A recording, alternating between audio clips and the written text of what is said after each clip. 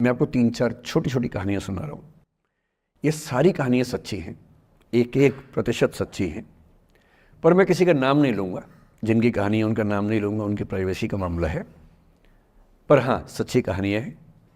अच्छी बात है कि इन कहानियों के किरदार हम लोग नहीं बने, ईश्वर करे हम कभी ना बने, लेकिन कहानियाँ सच्ची हैं। जब मैं दिल्ली आया था 1990 में, मैं हरियाणा के एक शहर से, भिवानी से दिल्ली आया था पढ़ने के लिए। मेरे ड्रीम कॉलेज में हंसराज भी एक था, पर मेरा संयुक्त से मेरा एडमिशन जाकिर हुसैन में हुआ। मेरे अंक ठीक थे, यहाँ हो सकता था, पर मैं तो नई दिल्ली स्टेशन पे उतरा, बाहर निकला, पता लगा वहीं एक कॉलेज है, वहीं एडमिशन ले लिया मैंने। तो लोगों ने कहा कि यार कैंपस बड़ा अच्छा होता है। मैंने, अरे क्या फ़र्क पड़ता है, कॉलेज कॉलेज होता है, छड्डो, यही छड्डो में सिखाने आया हूँ आप लोगों को। ठीक है, स्टेशन से निकले वहीं कॉलेज है, मैंने घर जाना होगा तो आराम से कॉलेज से निकल जाएंगे, क्या रखा है कैंपस में। पर मेरा एक दोस्त जो मेरे साथ ही आया था उसी शहर से, उसने एडमिशन हंसराज कॉलेज में लिया। मैं और वो स्कूल के डिबेटर्स थे, डिबेटिंग में हम लोग स्कूल टाइम से काफ़ी एक्टिव थे। डीयू में आए तो यहाँ भी एक्टिव रहे। डीयू में मैंने करीब 5 साल डिबेटिंग की और मेरा ख्याल है कि लगभग 300-400 डिबेट्स मैंने जीती होंगी डीयू में, कुछ हारी भी होंगी, लेकिन मैंने खूब डिबेट, वो मेरा दरअसल दाना पानी था, रोजी रोटी मेरी वही थी कॉलेज के दिनों में। घर से पैसे मैं लेता नहीं था, मिलते भी नहीं थे, लेना क्या था, मतलब ऐसी स्थिति भी नहीं थी उस समय मेरे घर में कि मिल सके। तो डिबेटिंग मेरा रोजगार था, एम्प्लॉयमेंट था मेरा, उससे काम चल जाता था आराम से। उसका भी चल जाता था, वो हंसराज से था, मैं जाकिर हुसैन से था। हम खूब डिबेट्स में मिलते थे। अक्सर ट्रॉफी या तो हम जीतते थे या वो जीतता था, कोई भी जीते रूम पे ही आती थी, क्योंकि हम रूममेट्स थे, एक साथ ही रहते थे। वो मुझसे योग्यताओं के मामले में 21 था, बल्कि अगर वो 21 था तो मैं 15 ही रहा हूँगा या 12 रहा हूँगा, 22 या 21 तो नहीं रहा हूँगा, मुझसे बेहतर था योग्यताओं में, बड़ा अच्छा व्यक्ति था। ग्रेजुएशन के बाद मैंने एमए हिंदी साहित्य में एडमिशन लिया, जबकि बीए ऑनर्स हिस्ट्री में किया था मैंने। उसने तय किया कि वो कुछ और करेगा, प्रोफेशनल कोर्स करेगा, नौकरी करेगा, तो वो चला गया दिल्ली से। मैं दिल्ली में रहा। फिर मैं एमए के बाद तैयारी करने लगा यूपीएससी की। तब तक मैं यूजीसी जेआरएफ कर चुका था। पहला अटेम्प्ट दिया, प्रीलिम्स हो गया। मेंस मेरा 96 के मेंस की बात कर रहा हूँ, मेंस शुरू होने वाला था, 2 दिन रह गए थे। करीब 10 दिन पहले वो मेरे पास आया हुआ था दिल्ली में, मिलजुल के अच्छे से बात करके गया था। उन दिनों उसका एक प्रेम संबंध कहीं हमारी ही एक मित्र के साथ चल रहा था। हम सब दोस्त थे, तो उनमें से 2 लोगों का आपस में का अफेयर था। मुझे नहीं पता क्या हुआ, लेकिन मेरे मेन एग्ज़ाम से 2 दिन पहले रात को 12 बजे एक फ़ोन आया और ये बताया गया कि मेरे दोस्त ने फंदा लगा के अपनी जीवन लीला समाप्त कर ली है। वो दिल्ली से दूर था कहीं, और जिस व्यक्ति के बारे में मेरी राय ये थी कि उतना जीवट वाला व्यक्ति कोई हो नहीं सकता, जो ज़िंदगी से हार सकता ही नहीं, जिसके होने से कई लोग हमेशा जीता हुआ महसूस करते हैं, वो चुपचाप एक बंद कमरे में ज़िंदगी से हार गया। मैं आज तक नहीं समझ पाया कि ऐसा कैसे हुआ। बाद में टटोला, उसके पेरेंट्स से बात हुई, भाई से बात हुई, उन्होंने उसकी याद में एक सोशल वर्क शुरू किया ताकि किसी और बच्चे को ऐसा ना करना पड़े। तो जो हल्का हल्का अनुमान हुआ वो है कि शायद कुछ ऐसा था रिलेशनशिप में जो नहीं संभल पाया था, और रिश्ता टूट ना जाए इसका दबाव बहुत ज़्यादा था, और वो दबाव झेल नहीं पाया। इस उम्र में ऐसा फेज़ आता है, कई बार आता है। ये एक कहानी है, हंसराज कॉलेज से ही जुड़ी है, इसलिए मैंने सोचा कि वहीं से बात शुरू करूँ। नाम जैसा कि मैंने कहा मैं नहीं बताऊंगा, तो नाम बताने का मतलब भी नहीं। और वो जिसकी मैं कहानी सुना रहा हूँ, आप लोगों के जन्म से पहले की बात है। आप तो सब 21वीं सदी वाले बच्चे होंगे ना, जेन ज़ी होंगे आप सब लोग, तो ये तो बहुत पुरानी बात है। एक दूसरी कहानी सुनाता हूँ। मैं आपको 2-3 कहानियाँ सुनाऊंगा, फिर उन सबका सार निकाल लेंगे एक साथ हम लोग। दूसरी कहानी ये है कि जब मेरा सिलेक्शन हो गया 97 में, मतलब 96 अटेम्प्ट में पहली बार में मेरा सिलेक्शन हो गया था, मैं एक्सटेंशन लेके तैयारी कर रहा था, और डीयू में मैं पढ़ा भी रहा था उस समय। तब मैं शायद डीएवी कॉलेज में था या अग्रसेन को, मैं 2 जगह पढ़ा है डीयू में, तो उनमें से किसी कॉलेज में पढ़ा रहा था उस समय में। तो उस समय एक लाइब्रेरी है कैंपस में ही, सेंट्रल रेफरेंस लाइब्रेरी, आप जानते होंगे, CRL बोलते हैं, जो विवेकानंद जी की स्टैच्यू है उसके सामने ही वो लाइब्रेरी है। उस लाइब्रेरी में नीचे सब बैठ के पढ़ते हैं और टॉप फ्लोर पे रिसर्च फ्लोर है जहाँ MPhil PhD वाले बच्चे पढ़ते हैं। मैं उस समय शायद PhD कर रहा था या MPhil खत्म हुई थी, वहीं बैठता था, पढ़ता था रोज़। कई दोस्त पढ़ते थे हम लोग वहाँ। हम सुबह 8 बजे लाइब्रेरी खुलते ही वहाँ घुसते थे, रात को 1 बजे निकलते थे लाइब्रेरी बंद होने के समय। तो वहाँ एक छत थी, छत पे छोटी सी कैंटीन थी जहाँ हम लोग जब जब बोर होते थे दिन में 3-4 बार जाके चाय पीते थे। चाय पी ली, बिस्किट खा लिया, थोड़ी गप्पे मार ली, वो सब वहाँ करते थे। तो वहाँ मेरे बहुत सारे दोस्त थे, उनमें से कई लोग अब बहुत सीनियर सिविल सर्वेंट्स हैं, कुछ लोग प्रोफेसर्स हैं DU में। 2 बच्चे थे मुझसे जूनियर, 3-4 साल जूनियर थे, बड़े प्यारे बच्चे थे। मुझे उस समय तक पढ़ाई लिखाई का शौक अच्छा खासा हो गया था, तो वो रोज़ मेरे साथ बैठते थे केवल बात करने के लिए, किसी मुद्दे पर बहस करनी है तो बहस होती थी, समझते थे। फिर मुझे पता लगा कि वो दोनों रिलेशनशिप में हैं, रिश्ते में हैं, दोनों ने शादी भी कर ली। उनकी योजना DU में पढ़ाने की थी या सिविल सर्विस की भी थी, शायद पता नहीं। मेरा इंटरेक्शन बहुत ज़्यादा उसके बाद रहा नहीं उनसे, क्योंकि मैं सर्विस में चला गया था। इतने जिज्ञासु बच्चे थे दोनों, इतने जिज्ञासु कि उनसे मिलकर तबीयत खुश हो जाती थी, कि हर चीज़ जानने का मन करता था उनका, हर विषय पढ़ने का मन करता था। एकदम जीवन से भरे हुए बच्चे, आंखों में चमक ऐसे।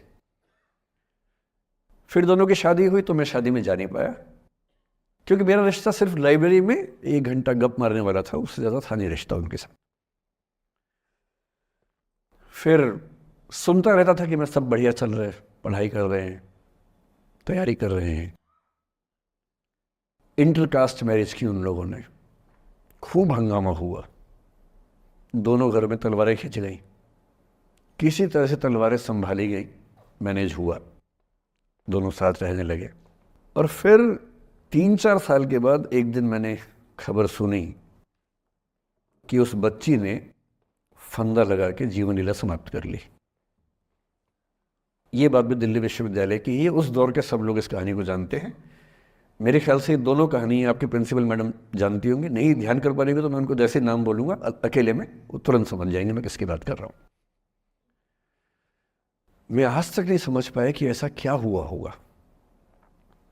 तो बाद में अनुमान जो हुआ वो ये, इंटरकास्ट मैरिज, परिवार का दबाव, समाज का दबाव, आपस के दबाव, टॉक्सिक रिलेशनशिप, अंत में उस दबाव को न झेल पाना और जीवन समाप्त कर देना, ये हुआ। ये 2 घटनाएं हैं। एक तीसरी घटना ये है कि दिल्ली में आज से 25 साल पहले एक घटना घटी। आप लोग तब बस पैदा हुए होंगे, घुटनों में चल रहे होंगे, या उससे 5-7 साल पहले की बात रही होगी। ये घटना दिल्ली के सब सीनियर लोग जानते हैं, जिनकी उम्र 35-40 साल है वो सब जानते हैं इस घटना को। मोबाइल फ़ोन में वीडियो नया नया आया था उस समय, अब तो आपके हर फ़ोन में वीडियो है, अब तो सामने भी है, ताकि आप वैसा वाला मुंह बना के सेल्फी खिंचवा सके। पाउट बोलते हैं ना, मैं उसको देसी भाषा में सूअर जैसा मुंह बोलता हूँ, और वैसा ही बनता भी है, क्यूट क्यूट सा सूअर जैसा मुंह बना के लोग सेल्फी खिंचवाते हैं, उसको बोलते हैं पाउट। तब तो कैमरा फ़ोन में पहली बार आया था, तब लोग अभ्यस्त नहीं थे। अब जैसे आप लोग कितने अभ्यस्त होंगे, हम भी होने लग गए अब तो। अब हम किसी से बात करते हैं तो हम ये एज्यूम करके चलते हैं कि उसने फ़ोन में कुछ ना कुछ ऑन कर रखा होगा, या तो आवाज़ रिकॉर्ड करेगा या वीडियो बनाएगा। तुम कितने केयरफुल होकर बोलते हैं, कितने कॉन्शियस रहते हैं। और सर्विलांस सोसाइटी की सबसे बुरी बात यह है कि हम हमेशा चौकन्ने रहते हैं, हम सहज हो ही नहीं पाते। सहज रूप से 2 लोग बात कर लें, हो ही नहीं पाता। तो मैं तो अपने ऑफिस में कई बार ऐसा करता हूँ, जब हम 3-4 लोग बैठते हैं इनफॉर्मल बातचीत के लिए, हम सब अपना अपना फ़ोन कमरे के बाहर छोड़ के आ जाते हैं, फिर 2 घंटे बात करते हैं, इस भय से मुक्त होके कि कहीं कोई रिकॉर्ड तो नहीं कर रहा। ये हालत है आज की। उस ज़माने में तो फ़ोन थे। मोबाइल फ़ोन आया था भारत में लगभग 1995 के आसपास पहली बार। बड़ा महंगा था, 16 रुपये प्रति मिनट इनकमिंग, 16 रुपये प्रति मिनट आउटगोइंग, ये रेट से उस समय। और फ़ोन वो थे जिनसे आप कील भी ठोक सकते हैं, वैसे वाले फ़ोन थे, बटन वाले फ़ोन थे। नोकिया एक कंपनी थी, उसके फ़ोन हुआ करते थे। उसके 4-5 साल के बाद क्या हुआ, पहली बार किसी कंपनी ने फ़ोन में कैमरा लगा दिया। ये बात उस समय के लोग नहीं समझते थे। जब भी नई तकनीक आती है उसको समझने में टाइम लगता है। जो पहले समझते हैं फ़ायदा उठा लेते हैं, जो थोड़ा लेट समझते हैं वो उसका नुकसान उठाते हैं। उस समय दिल्ली के एक प्रसिद्ध स्कूल में 11वीं-12वीं क्लास के 2 बच्चों में आपस में कोई रिलेशनशिप रही होगी। वो दोनों किसी ऐसी सिचुएशन में थे जो सिचुएशन बहुत ही प्राइवेट किस्म की थी, बहुत निजी किस्म की थी, जिसको पब्लिक नहीं कर सकते। कुछ फिजिकल रिलेशनशिप जैसा मामला था। उस दुष्ट लड़के ने लड़कों के इतिहास को कलंकित कर, लड़कों का इतिहास वैसे भी कलंकित ज़्यादा है, उसे और कलंकित करते हुए उस पूरे सिचुएशन का वीडियो बना लिया। ऐसे मामलों में दुर्भाग्य है, मैं लड़का हूं इसलिए लड़के पवित्र थोड़ा ना हो जाएंगे। लड़का है, इतिहास कलंकित तो है, उसका वीडियो बना लिया और दुष्टता का चरम स्तर निभाते हुए वो वीडियो अपने एक दोस्त को शेयर कर दिया। ये कहे कि किसी और को दिखाना मत, जैसा कि होता है अफवाहों की दुनिया में। हर अफवाह एक व्यक्ति एक को ही बताता है, ये कह के किसी और को मत बताना, और अगला व्यक्ति भी अगले को यही कह के बोलता है किसी और को मत बताना। और इस तरह से पूरे शहर को खबर होती है और सबको लगता है कि सिर्फ मुझे पता है। वो वीडियो फैल गया। नए नए फ़ोन आए थे, पर वो फ़ोन कम लोगों के पास थे, कैमरे वाले फ़ोन। तो फ़ोन से कितना फैलता, ज़्यादा नहीं फैला। लेकिन उस समय दिल्ली की एक कुख्यात मार्केट हुआ करती थी, पालिका बाज़ार, अभी भी है, पर तब वो कुछ और कामों के लिए कुख्यात हुआ करती थी। अब तो कपड़े मिलते हैं, तब कपड़ों के साथ कई चीज़ें और मिलती थी वहाँ। जैसे गंदी फिल्मों की सीडी चाहिए हो तो वहाँ मिलती थी, ग्रे मार्केट में चोरी छिपे।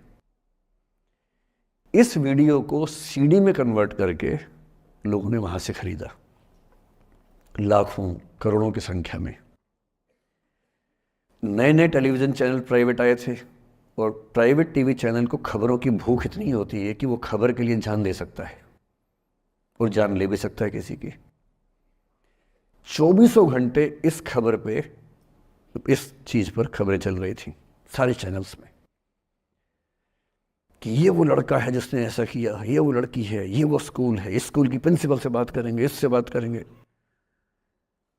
वो जो बच्ची थी जिसकी इसमें कोई गलती नहीं थी, सिवाय इसके कि वो किसी एक लड़के से प्रेम करती थी, जो कि उस उम्र में बच्चे कर बैठते हैं। इसके लिए बहुत चिल्लपौनी मचानी चाहिए। बच्चों को आप हर बात पे अपराधी नहीं मान सकते। उस बच्चे की गलती सिर्फ इतनी थी कि उसने अपने दोस्त पे भरोसा किया, जो भरोसे के लायक था नहीं। वो नीच किस्म का व्यक्ति था जिसने उस संबंध की गरिमा को समझा नहीं। उस बच्ची के घर के बाहर 24 घंटे न्यूज़ चैनल से कैमरे खड़े रहे। घर से कोई भी निकले 50 कैमरे पीछे, आप बताइए आपकी बेटी कैसी है, आप बताइए आपकी बहन कैसी है। अंत में उस पिता ने अपनी बच्ची को इस देश से बाहर भेज दिया। उसके कुछ दिन बाद की जो खबर टीवी चैनल से नहीं दिखाई, उसके पिता ने आत्महत्या कर ली। ये तीसरा इंसिडेंस है। ये सारी खबरें सच्ची बता रहा हूं मैं, इनमें से एक भी झूठ नहीं है। झूठी कहानियों से मोटिवेशन दिया जा सकता है, मैं जानता हूं, पर जब सच्ची कहानियां हैं तो मैं झूठ क्यों बोलूं? सारी सच्ची कहानियां बता रहा हूं मैं आपको। एक चौथी कहानी जो आप में से कई लोगों की होगी। मेरा एक स्टूडेंट है, सिविल सर्वेंट है, सीनियर लेवल पे है, करीब 40 साल का है। उसने आज तक शादी नहीं की। क्या उसकी शादी करने की इच्छा नहीं थी? पूरी इच्छा थी। फिर क्यों शादी नहीं की? भाई कुछ लोग तो होते हैं कि शादी करनी ही नहीं, कोई मिशन है। योगी जी है, मोदी जी है, ठीक है, उनका तो मिशन है। ममता जी है, उनका मिशन है। पर जिसका जीवन में ऐसा कोई मिशन नहीं है और जिसको प्रेम करने का मन भी करता हो, वो तो शादी करता है आमतौर पे। उसने शादी क्यों नहीं की जानते हैं? जब वो 25-26 की उम्र में था, जब वो मेरा विद्यार्थी भी था, एक दिन मेरे पास आके बोला कि सर एक बात करना चाहता हूँ। मुझसे मेरे स्टूडेंट्स ऐसी बातें खूब करते हैं पर्सनली आके, अब तो मैं टाइम कम दे पाता हूँ, पहले तो ये सब होता रहता था क्लास के अलावा। एकदम रोता हुआ आया, आंखों में आंसू भरे हुए बहुत सारे। अरे क्या हो गया भाई? तो फिर उसने किसी का नाम बताया कि सर वो ही मेरी स्टूडेंट थी कि सर उसके साथ रिलेशनशिप थी, उसने धोखा दिया है मुझे। अच्छा, धोखा देने वाली कहानी मुझे बहुत अपील नहीं करती। मेरा मानना है कि दोनों पक्षों की गलतियां होती हैं। आप केवल अपने पर्सपेक्टिव से सोच सोच के धोखा करते रहते हैं, ऐसा थोड़ा ना होता है भाई। कुछ तो मजबूरियां रही होंगी, कोई यूं ही बेवफा नहीं होता, कुछ तो वजह होगी ना। आप थोड़ा उसकी वजह, उसका भी तो, उसकी कहानी भी तो सुनिए। और मैं जब जब दोनों कहानियां सुनता हूं मुझे लगता है कि मामला ग्रे है। आप किसी एक पे उंगली उठा ही नहीं सकते कि इसने ऐसा किया। दोनों की गलतियां होती हैं, ऐसा थोड़ा ना कि एक की होती है। बहरहाल इन भाई साहब को ऐसा लगा कि धोखा हो गया उनके साथ। तो मैंने कहा चलो कोई बात नहीं यार, हो गया तो हो गया, तू नहीं कोई और सही, ऐसा क्या है। इतनी बड़ी दुनिया है, 8 अरब की आबादी अब है, उस समय भी 6-7 अरब तो थी। मैंने कहा 3.5 अरब 350 करोड़ में कोई तो होगी तुम्हारे लिए, ऐसा क्या है, कोई और देखेंगे। पर वो थोड़ा ज़्यादा सेंटिमेंटल था उस समय। धीरे धीरे पता नहीं उसके मन में क्या बैठ गया, उसके मन में ये बैठा कि दुनिया की सारी लड़कियां धोखेबाज होती हैं। ऐसे मूर्खों की कमी नहीं है दुनिया में, ऐसे बहुत मूर्ख हैं। दर्शन की दुनिया में इसे अवैध सामान्यीकरण कहते हैं, इलिसिट जनरलाइजेशन। इसका मतलब बहुत छोटे सैंपल के बेस पे ये समझ लेना कि ये थियरी पूरे ब्रह्मांड पर लागू होती है। एक लड़की ने धोखा दिया, मान लीजिए धोखा दिया, धोखा इसने दिया कि उसने दिया कि किसी ने दिया, जो भी कहानी हो, एक सैंपल से ये मान लेना कि सब ऐसे होते हैं। और उसके बाद से उसने कम से कम 10 बार कोशिश की, 10 लोगों से मिला, बातचीत की शादी के लिए।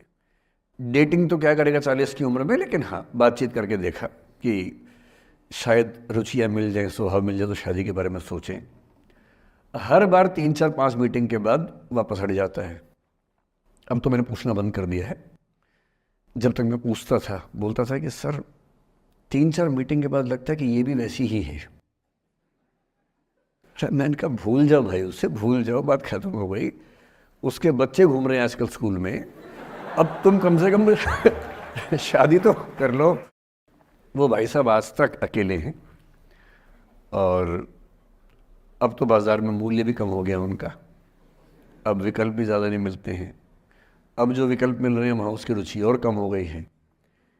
तो पूरी संभावना है कि वो जीवन अकेले ही गुजरेगा अब उसका। एक अंतिम एग्जाम्पल देके फिर मैं निष्कर्ष की तरफ बढ़ूंगा। मैं एक आईएएस ऑफिसर को जानता हूँ, 2 आईपीएस को जानता हूँ, बहुत योग्य लोग, देश के सबसे अच्छे संस्थाओं से पढ़े हुए लोग, प्रॉपर आईएएस प्रॉपर आईपीएस में नौकरी करने वाले लोग, और इन तीनों ने अपना जीवन समाप्त कर लिया नौकरी में रहते हुए। क्यों? क्योंकि नौकरी और घरेलू जो दुविधाएं थी उनको झेल नहीं पा रहे थे, ना झेल पा रहे थे ना भूल पा रहे थे। लेट गो नहीं कर पाए तो गिव अप कर दिया। और इसलिए मुझे अक्सर लगता है कि जितनी चीज़ें हम सिखाते हैं बच्चों को, हिस्ट्री, इकोनॉमिक्स, लिटरेचर, वो सब ठीक है, उनका भी महत्व है। शायद उससे ज़्यादा महत्व इस चीज़ का है कि ये समझें कि अपने इमोशंस को कैसे मैनेज करना है। जब जीवन में ऐसा लगे कि सब खत्म हो गया है, जब जीवन में लगे कि बहुत टॉक्सिक किस्म की लाइफ हो गई है, उससे बाहर कैसे निकलें, शायद ये सबसे महत्वपूर्ण लेसन होता है जो हम सबको सीखना चाहिए। मैंने कहीं से सीखा नहीं है, ना मैंने ऐसी किताबें पढ़ी हैं। हालांकि मैंने 2 किताबें मंगवाई हैं पिछले हफ्ते, पढ़ी नहीं है अभी तक, तो मैं किताबों के बेस पे नहीं जानता कैसे सीखते हैं, लेकिन ज़िंदगी से तुम सीख सकते हैं। इन कहानियों का सबका एक ही सार है, वजह अलग अलग है। एक व्यक्ति ने इसलिए अपना जीवन समाप्त किया कि वो रिश्ता उसके हाथ से छूट रहा था। एक ने इसलिए जीवन समाप्त किया कि रिश्ता बन गया था पर समाज के दबाव, घर के दबाव मैनेज नहीं कर पाए। एक ने ज़िंदगी भर शादी नहीं की सिर्फ इसलिए कि वो पुरानी यादों को भूल नहीं पाया। अरे एक बार गलती हो गई तो हो गई, आगे तो संभावना जीवन में है भाई, क्यों इतना हावी रखने उसी से दिमाग के ऊपर। कुछ लोग देश की सबसे अच्छी नौकरी में होकर हर पैमाने पर सफलता की हर कसौटी पे खरा उतरने के बाद जीवन नहीं बचा पाए, क्योंकि दूसरों की नज़र में आप बहुत सफल हो जाए, अपनी नज़र में शून्य हो, तो फिर जीवन कैसे बने, जीवन कैसे बचे। इन सारी कहानियों का मूल भाव एक ही है, अगर आप खुद को हैंडल नहीं कर सकते तो दुनिया को क्या हैंडल करेंगे। दुनिया को हैंडल करने से पहले खुद को हैंडल करना सीखना पड़ता है।